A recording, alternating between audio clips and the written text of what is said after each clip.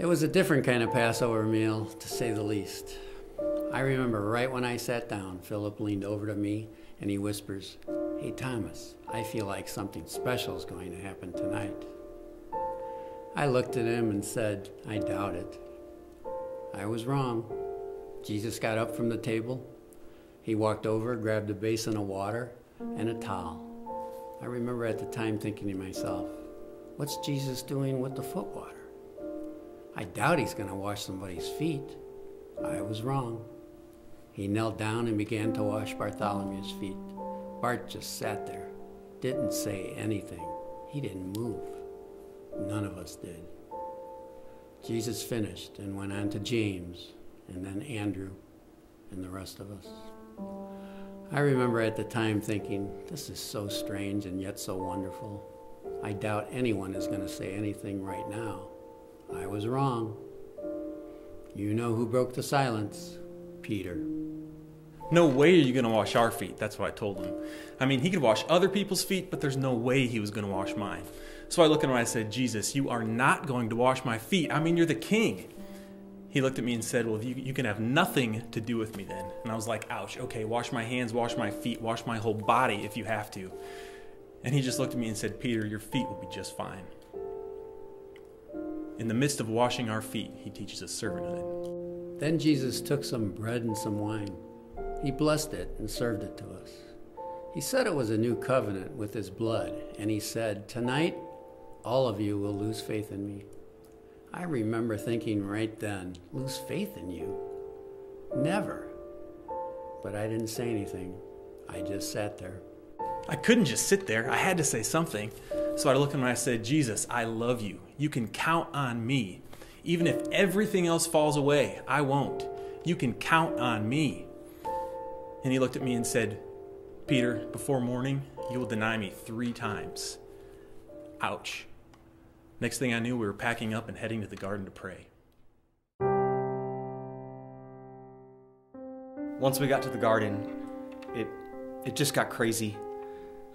Jesus, he asked Peter, James, and myself to go a little further into the garden with him to pray. And we did, or we tried. We kept falling asleep. And Jesus, he kept waking us up. I remember he said, the spirit is willing, but the flesh is weak. That's true. And man, everything is just a blur. And just to think that this whole mess got started because of Judas. Did he really think that what he was doing was right? There he is. He's the one you want. The one praying by himself. Now, the others, they'll try and come up and create some scene, but the one I kiss on the cheek, that's the one you want. Now, 30 pieces of silver for this, right?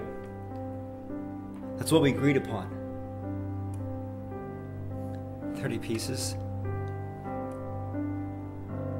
Now, forget the rest. The one I kiss on the cheek, that's the one you want. A kiss? Judas betrays Jesus with the kiss of a friend? Well, then it got real crazy. Peter, he took a sword and he cut off this guy's ear. But Jesus, he reached down, picked it up, and put it right back on the guy's head. Like nothing had ever happened. And then they took him. And I would love to tell you that we fought for him, but we didn't. We ran. We all ran. And I'm so ashamed. What have I done? What have I done? Was I so stupid to think? I've killed him. I've killed him. I've crucified Jesus.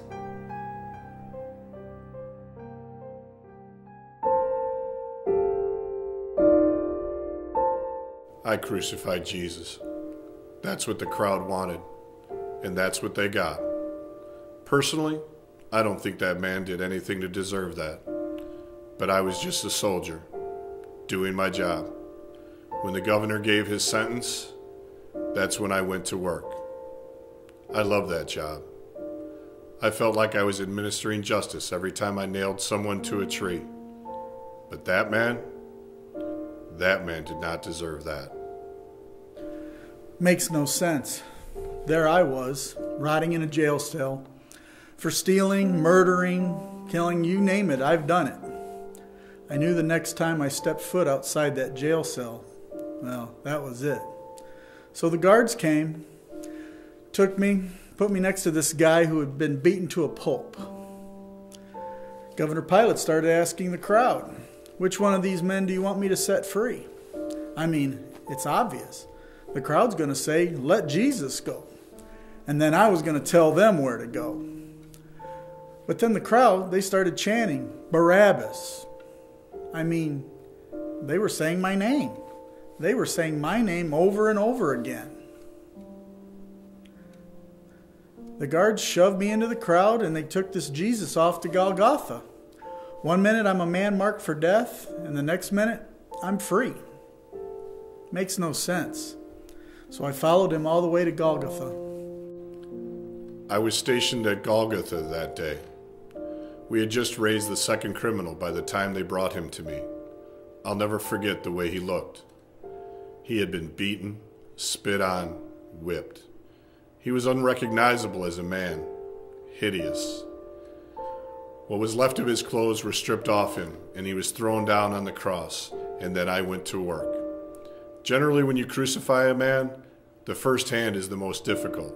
The criminal wants to get away, and he fights you.